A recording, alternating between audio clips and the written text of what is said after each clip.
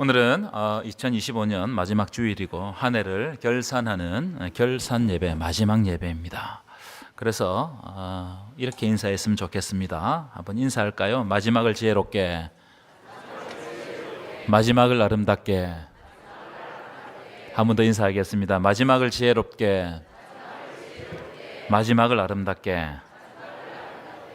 여러분, 이 마지막을 지혜롭고 아름답게 넘기시기를 축원합니다. 여러분, 올해를 돌아보면 참 그 옛말이 틀린 것이 하나도 없습니다. 세월이 살처럼 빠르게 지나갔습니다. 그런데 올해 시작할 때 우리를 돌아보면 하나님이 우리에게 약속하신 것, 말씀하신 것, 그리고 새 첫 해에 우리로 하여금 결단하게 하신 것들이 분명히 있을 줄 믿습니다. 저에게도 결단하고 마음을 새롭게 했던 내용들이 있어요. 그런데 이 시점에서 돌아보면 분명히 아쉬운 점도 있죠. 부족했던 점도 있을 것입니다. 그리고 반면에 내가 예상하지 못했던 은혜를 누렸던 장면들도 있을 거예요. 저도 그런 장면이 있어요. 그래서 여러분, 오늘 이 예배가 그냥 지나가는 예배가 될 것이 아니라 하나님 앞에서 우리를 다시 정리하고 아름답게 마무리하며 새해를 준비하는 예배 되시기를 간절히 축원합니다. 아멘이십니까? 자, 예레미야를 우리가 읽어보면 예레미야는 전반적인 분위기가 굉장히 어둡다는 것을 알 수 있습니다. 왜 어둡느냐 하면은 이 예레미야 예언은 예루살렘 멸망에 관한 예언을 하기 때문에 그 분위기가 상당히 절망적이에요. 하지만 그 중에서도 몇몇 말씀들은 희망과 소망을 주는 말씀이 있는데 오늘 본문이 바로 그런 말씀입니다. 오늘 말씀은 절망적인 상황 가운데서도 소망을 주는 말씀이에요.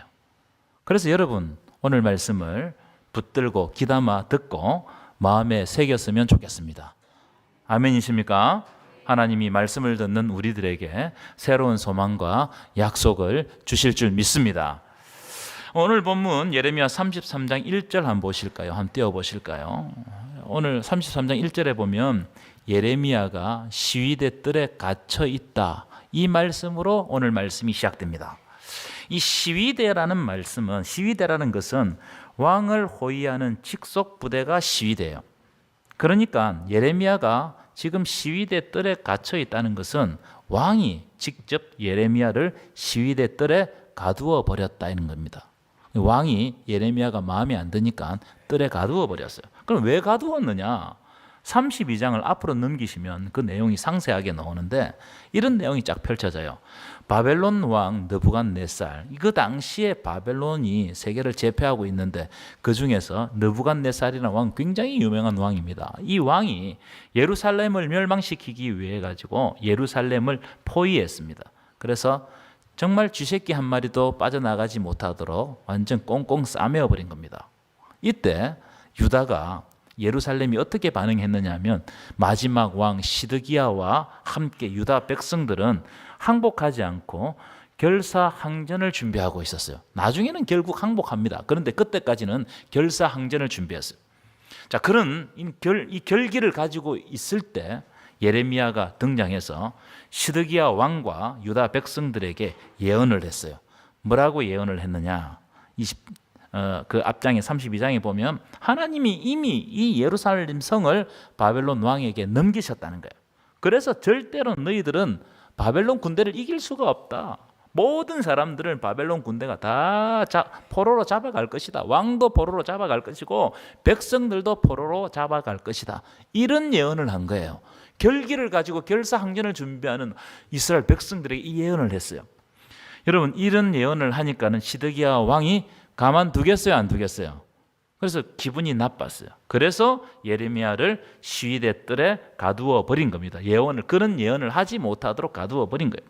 이런 정황 가운데 나온 말씀이 오늘 본문의 말씀입니다. 제가 오늘 설교를 준비하면서 제가 할 이야기가 너무너무 많았는데 다 줄이고 두 가지 주제만 가지고 여러분들과 은혜를 나누고자 합니다. 첫 번째, 이런 절박한 위기 가운데서도 모든 일을 행하시며 만드시며 성취하시는 분은 하나님이시다. 믿으십니까?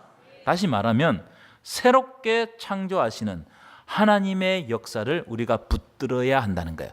하나님은 우리의 절망 가운데서도 떠나지 않고 새롭게 우리를 창조해 가신다는 거예요. 자, 2절입니다. 2절 한번 읽어볼까요? 함께 읽겠습니다. 시작. 이를 행하시는 여호와, 그것을 만들며 성취하시는 여호와, 그의 이름을 여호와라는 이가 이와 같이 이르시도다. 여러분, 이 구절을 한번 자세히 보십시오. 띄워주시면 여호와라는 이름이 몇 번 나옵니까? 3번 나옵니다. 이를 행하시는 여호와, 그것을 만들며 성취하시는 여호와, 그 이름을 여호와라 하는 이가 이르시되. 여러분, 성경에서 반복은 뭐라고 그랬죠? 강조하는, 강조. 하나님을 지금 여호와를 강조하는 겁니다. 이게 어떤 의미를 가지고 있느냐면, 지금 일어나고 있는 이 너무나 절망적인 모든 일들은 인간에 의해서 진행되는 것이 아니고 여호와라고 이름하는 하나님께서 주관하고 계시는 일이라는 거예요. 그러니까 하나님의 관점으로 볼 필요가 있다. 여러분, 여호와 이름은요, 여호와라는 이름은 스스로 있는 자, 이 이름입니다. 모세에게 나타나셨던 하나님의 이름이 바로 여호와 하나님, 스스로 있는 자였어요. 자, 그러면 오늘 본문에서 여호와 하나님을 3번이나 강조하고 있다는 것은 무슨 뜻이겠습니까? 지금 절망적인 상황이잖아요. 이 절망적인 상황 가운데서도 모세에게 나타나셔서 그 백성들을 구원하시기 위해서 계획하시고 섭리하셨던 그 하나님의 역사가, 스스로 있는 자의 역사가 지금 느부갓네살에게 포위되어서 절망하고 있는 이 시대에도 스스로 계신 하나님께서 하나님의 백성들의 삶과 구원의 역사를 여전히 섭리하시고 주관하시고 인도하신다, 이런 뜻이에요. 믿으십니까? 모든 일을 행하시며 만드시며 성취하시는 분은 누구시다? 바로 하나님이시라는 거예요. 여러분, 이 고백을, 여러분들도 저도 이 고백을 하시기를 간절히 축원합니다. 지금 우리 시대도 저는 마찬가지로 생각해요.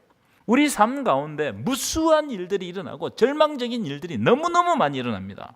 하지만 그 모든 일을 행하시며 만드시며 성취하시는 분, 회복하게 하시는 분은 하나님이시다. 스스로 계신 하나님께서도 지금도 일하신다는 거예요. 여러분 삶 가운데 스스로 계신 하나님께서 지금도 일하고 계심을 믿으시기를 축원합니다. 여러분, 믿음이 없는 눈으로 오늘의 상황을 딱 보잖아요. 오늘 본문에서 가장 크게 보이는 사람, 가장 힘 있는 사람이 누구냐면 바벨론 왕 느부갓네살이에요. 그 사람이 가장 크게 보일 겁니다. 그래서 그 당시 모든 사람들은 바벨론 왕이 이 세계를 지배하고 움직이고 주관한다고 생각했어요. 바벨론 왕은 그 당시 바벨론은 세계를 제패했거든요. 엄청난 힘을 가지고 전 세계를 지배했기 때문에 바벨론 왕이 역사의 주인공처럼 보인다, 이 말이에요. 하지만 오늘 하나님께서 말씀을 통해서 뭐라고 말씀하시느냐면 이렇게 말씀하십니다.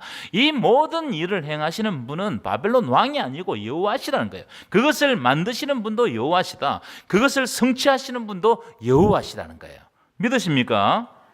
2절에 나온 동사들을 한번 보시면 2절 한번 띄워보실까요? 이게 아주 특이한 동사인데, 행하시다, 만들다, 성취하다, 이런 단어들은 하나님의 창조 사역과 굉장히 깊은 관련이 있어요. 하나님께서 창조하실 때 이런 단어들을 사용하셨거든요. 무슨 말이냐면 지금 일어나고 있는 우리 눈으로 볼 때 절망적인 이 모든 일들은 창조주 하나님의 놀라운 섭리 아래서 일어나고 있는 일이다. 그래서 두려워할 필요가 없다는 거예요. 하나님께서 떠난 것이 아니고 하나님이 죽은 것도 아니라는 거예요. 하나님께서 여전히 역사하고 계신다. 인간적인 눈으로 볼 때는 두려운 일이 우리의 삶 가운데 생겨도 두려워할 필요가 없다. 이 말씀을 우리에게 약속으로 주시고 있어요. 여러분, 이 말씀이 여러분에게도 약속의 말씀 되시기를 간절히 축원합니다. 여러분, 새롭게 되는 과정은, 우리가 깨어진 삶이 새롭게 되는 과정은 굉장히 힘든 과정을 거쳐야 됩니다. 이걸 재창조라고 저는 말을 하는데, 재창조되는 과정은 너무너무 힘든 과정을 거칩니다. 왜냐하면 창조자가 원하는 대로 깎고 다듬고 두들기고 새로 만들어야 되기 때문에 이게 쉬운 일이 아니에요. 그렇지만 여러분, 이 과정을 거치지 않으면 절대로 좋은 작품이 나올 수가 없는 거예요. 하나님이 우리를 새롭게 하실 때 분명 우리에게는 고통이 있어요. 고통이 없을 수가 없습니다. 그런데 그런 고통이 없으면 하나님의 작품이 될 수가 없는 거잖아요. 그래서 하나님께서 우리를 새롭게 하실 때 어떤 여러 가지 우리가 이해하지 못하는 일들이 생기지만 그것은 하나님께서 우리를 새롭게 만들어 가시는 과정이다. 그런데 우리 인간의 입장에서는 그걸 이해가 안 돼요. 잘 이해가 안 됩니다.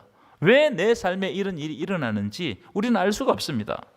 왜냐하면 하나님의 생각은 우리의 생각보다 깊으시고 높으시기 때문에 앞으로 지금 이 절망적인 상황 가운데서 우리를 어떻게 만들어 가실지 우리는 잘 모릅니다. 그런데 중요한 건 뭐냐면 오늘 말씀대로 하나님이 우리의 삶 가운데 여전히 행하시며 만들어 가시며 성취하신다는 거예요. 이게 오늘 주시는 약속의 말씀, 오늘 주신 회복의 말씀입니다. 사도 바울이 예루살렘에서 복음을 전하다가 사로잡힙니다. 사로잡혀서 로마로 압송돼요.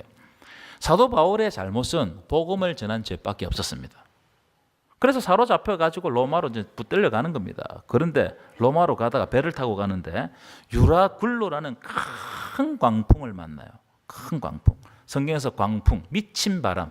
이게 어마어마한 겁니다. 그래서 어떻게 되었느냐? 14일 동안 표류해요.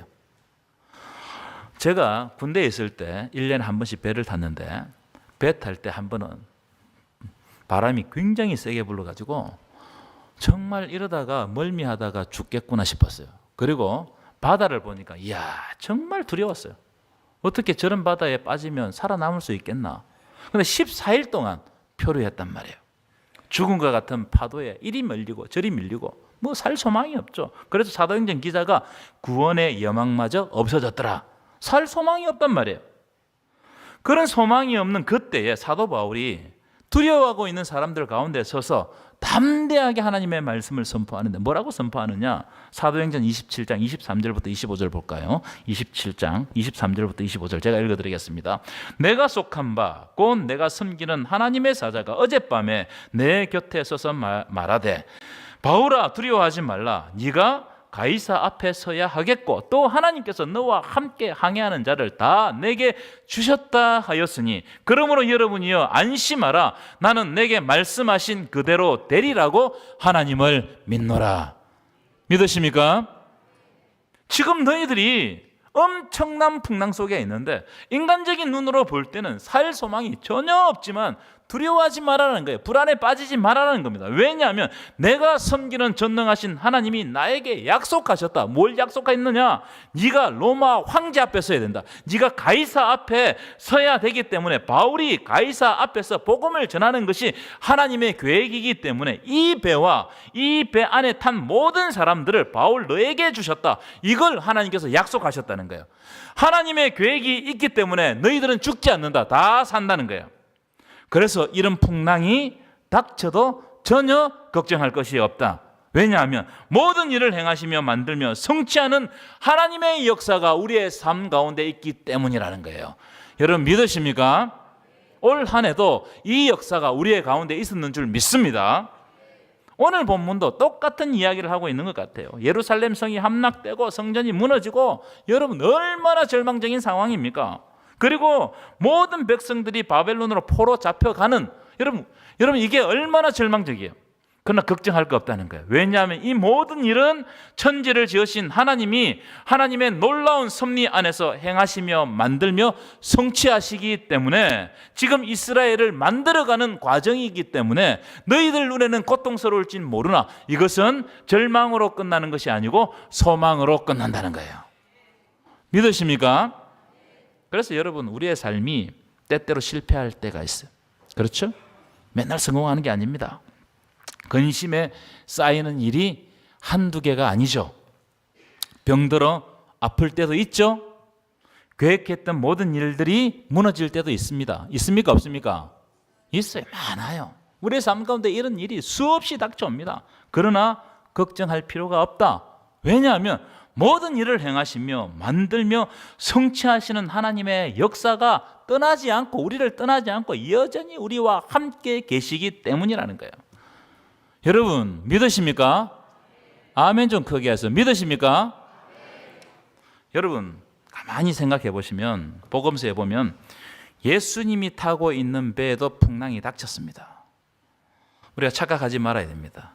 예수 믿는다고 우리의 삶 가운데 풍랑이 없는 게 아니에요. 때때로 풍랑이 찾아옵니다. 우리가 아무리 신앙이 좋다고 해도 시험이 없는 게 아니다 이 말이에요. 여전히 우리의 삶 가운데는 크고 작은 풍랑들이 찾아옵니다. 우리는 우리에게 예상하지 못한 일들이 딱 닥치잖아요. 그럼 우리가 어떻게 반응하냐? 이 그리스도인의 반응이 중요한데 우리는 막 짜증을 내고 견디지 못하고 왜 하나님은 내 삶 가운데 개입하지 않는가? 우리가 이렇게 고난을 당하는 것이 하나님의 뜻인가? 하나님은 왜 침묵하시는가? 별 생각을 다 합니다. 그렇게 생각할 수 있어요. 다윗도 탄원시를 하나님께 드렸잖아요. 내 자기 삶이 너무나 답답하니까. 그러나 여러분 너무 성급하게 생각하지 마십시오. 지금 이 순간에도 우리가 절망 중에도 하나님께서는 계속 일하십니다. 일을 행하시는 여호와, 그것을 만들며 성취하는 하나님께서 여전히 우리와 함께 계시는 줄 믿습니다. 내년에도 이런 놀라운 역사가 일어난다는 사실을 믿으시고 여러분 안심하시기를 간절히 축원합니다. 두 번째, 하나님은 우리가 알지 못하는 크고 엄밀한 일을 준비하고 계신다. 이것을 여러분 기억하시라는 거예요. 3절 보실까요? 3절 우리 한번 읽어보겠습니다. 시작. 다시 읽겠습니다. 시작. 너는 내게 부르짖으라. 내가 내게 응답하겠고 네가 알지 못하는 크고 은밀한 일을 내게 보이리라. 여기 보시면 아주 중요한 장면인데 내가 알지 못하는 크고 은밀한 일, 내가 알지 못하는 크고 은밀한 일이 과연 뭘까? 그런데 이것에 대한 대답을 하나님께서 6절부터 9절에 해놓으셨어요. 세 가지 회복의 내용을 내가 알지 못하는 크고 은밀한 일을 우리들에게 설명해 주고 있습니다. 자, 첫 번째, 그럼 내가 알지 못하는 크고 은밀한 일이 뭐냐? 치료하고 고쳐 낫게 하신다는 거예요. 치료하신다. 그리고 고쳐 낫게 하신다. 6절입니다. 6절 한번 읽겠습니다. 시작. 그러나 보라, 내가 이 성읍을 치료하며 고쳐 낫게 하고 평안과 진실이 풍성함을 그들에게 나타낼 것이며. 하나님이 지금 절망하고 있는 이스라엘 백성들에게 뭘 약속하고 있느냐면 지금 이 성이 바벨론에 의해 무너져서 완전히 멸망하는 것 같지만 그렇지 않다는 거예요. 사람들이 눈으로 볼 때는 이게 완전 큰일 났다, 큰일 났다. 그래서 절망하지만 그렇지 않다는 거예요. 하나님의 계획은 뭐냐면 오히려 하나님은 이 성을 치료하고 고쳐 낫게 하고 하나님의 평안과 진실이 풍성한 성이 되게 할 것이다. 믿으시기 바랍니다. 무슨 말입니까? 지금 하나님이 그들에게 환난을 주시는 것은 멸망시키는 데 목적이 있는 것이 아니고 오히려 치료하고 낫게 하는 데 그 목적이 있다는 거예요. 여러분 우리의 삶 가운데 여러 가지 우리가 예상하지 않는, 준비하지 않는, 그래서 당황할 때, 그럴 때가 있지 않습니까? 그런데 하나님이 그런 상황을 주시는 것은 우리를 멸망시키는 데 목적이 있는 것이 아니고 오히려 이것을 반전시켜서 치료하고 낫게 하고 하나님을 바라보고 하나님과 더 깊은 관계로 나아가게 하기 위해서 이 상황들을 주신다는 거예요. 그래서 여러분 절망적인 상황이 오면 더 하나님을 바라보시라는 거예요. 하나님께 기도하시라는 거예요. 아멘 하는 사람들에게 복이 있을지어다. 두 번째, 크고 엄밀한 일이 뭐냐면 지금 포로로 잡혀가잖아요. 그런데 포로에서 돌아오게 하신다는 거예요. 7절입니다. 7절 읽어볼까요? 시작. 내가 유다의 포로와 이스라엘의 포로를 돌아오게 하여 그들을 처음과 같이 세울 것이며. 처음과 같이 세운다는 거예요. 여러분 이 예언이 예레미야의 가장 주된 예언입니다. 너희들이 지금 잡혀가도 약속의 땅으로 돌아온다는 거야. 하나님의 기한이 되면 돌아온다는 거예요. 그래서 지금의 현실을 보지 말고 돌아오게 하실 하나님의 약속을 붙들라는 거예요. 하나님의 말씀을 붙들라는 거예요. 여러분 우리 눈으로 보면 너무너무 암담합니다. 이걸 어떻게 뚫고 나갑니까? 그런데 그리스도인들은 뭘 봐야 되느냐? 하나님께서 우리들에게 주신 그 약속 바라볼 때 우리는 흔들리지 않습니다. 여러분 우리의 삶 가운데 때때로 내가 원하지 않는 곳으로 끌려갈 때가 있고 벼랑 끝에 설 때도 있죠. 그렇죠? 그래서 절망할 때도 있죠. 그러나 오늘 본문 일을 행하시고 성취하시는 하나님의 말씀 그 약속을 붙들고 견디면 반드시 하나님께서는 제자리로 돌아오게 하실 줄 믿습니다. 세 번째, 왜 크고 은밀한 일이냐? 그들을 회개시켜서 다시 하나님의 복된 나라가 되게 할 것이다. 이 약속을 주고 있어요. 자, 8절 9절 여러분 띄워보실까요? 8절 9절 눈으로 보시면 제가 설명해 드리겠습니다. 8절 9절 이런 내용이에요. 내가 하나님이 너희의 모든 죄악을 정하게 하고 용서해서 우리 죄악을 용서한다는 거예요. 정하게 한다는 거예요. 그래서 어떻게 만드시느냐? 9절에 보시면 하나님의 영광과 찬송이 되게 할 것이고 하나님이 이 백성에게 베푼 복으로 말미암아 모든 민족이 두려워서 떨 거라는 거예요. 그러니까 여러분, 우리가 절망에 집중하면 안 됩니다. 하나님께서 다시 높여주시겠다는 거예요. 하나님의 영광과 찬송이 되게 하시겠다는 거예요. 여러분, 우리 인생의 목적은 하나님의 영광과 찬송이 되는 것임을 믿으시길 축원합니다. 하나님께서 이것을 예비해 두셨다는 거예요. 여러분, 하나님의 예배하심은 너무너무 놀랍습니다. 우리의 생각 저편에 있어요. 그래서 우린 기다리는 수밖에 없어요. 여러분, 이 세 가지 내용은 모두 온전한 회복을 약속하시는 말씀입니다. 뭘 약속하시는 말씀이라고요? 온전한 회복을. 무슨 말이냐? 하나님은 온전하게 회복하기 위해서 하나님의 백성들에게 잠시 환난을 겪게 하신다는 거예요.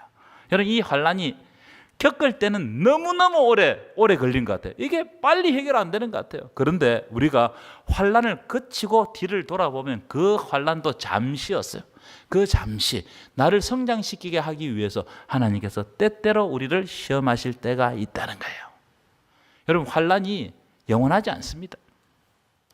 자, 그런데 여러분, 아주 중요한 말씀이 있어요. 3절 다시 보여주세요. 3절 보시면, 여기 보시면 우리의 태도를 어떻게 가져야 되느냐, 이 말씀이 딱 기록되어 있어요. 여기 보시면 너는 내게 부르짖어라. 하나님 앞에 부르짖으라는 거예요. 우리에게 절망이 있죠. 소망 없는 삶들이 우리에게 찾아오죠. 내가 준비하지 않는 여러 가지 당황스러운 일들이 나에게 닥칩니다. 그때 어떻게 하라는 거예요? 우리의 태도가 중요한데 하나님께 부르짖으라는 거예요. 여기서 부르짖다는 말은 큰 소리로 부르다, 애타는 마음으로 간청하다, 이런 뜻입니다. 종합해서 해석하면 우리의 마음을 다해 간절히 그러고 겸손하게 하나님을 찾으라. 여러분, 나에게 절망이 올수록 하나님을 더 굳게 붙들라. 여러분, 하나님은 우리가 모든 문제를 가지고 겸손하게 부르짖으면 하나님께서 만져주시고 회복하게 하시고 하나님의 뜻을 알아가게 하실 줄 믿습니다. 그래서 여러분, 부르짖으십시오. 올해까지 그냥 여러분 걱정에 휩싸여서 이리저리 흔들렸다면 이제 그때마다 어떻게 하느냐, 새롭게 결단하고 하나님께 부르짖고 이제 내 모든 문제를 하나님께 맡기고 새롭게 출발하라. 이 말씀을 우리에게 주고 있어요. 연말에 여러분, 이 말씀대로 되리라고 믿습니다. 결론입니다. 이제 우리가 한 해에 마무리하는 시점에 서 있습니다. 제가 예언하는 사람이 아니지만 예언하건대 내년에도 우리가 예상하지 못하는 여러 가지 어려움들이 닥칠 거예요. 어려움 없는 해는 없었습니다. 그러나 오늘 우리에게 주셨던 말씀처럼 이를 행하시는 여호와, 그것을 만들며 성취하시는 여호와 하나님을 의지하고 우리가 문제가 있을 때마다 온 마음과 정성을 다해 하나님을 찾고 하나님께 부르짖으면 하나님이 준비하신 크고 은밀한 일을 우리에게 펼치셔서 이 시대를 향한 하나님의 뜻을 우리를 통해서 드러내실 줄 믿습니다.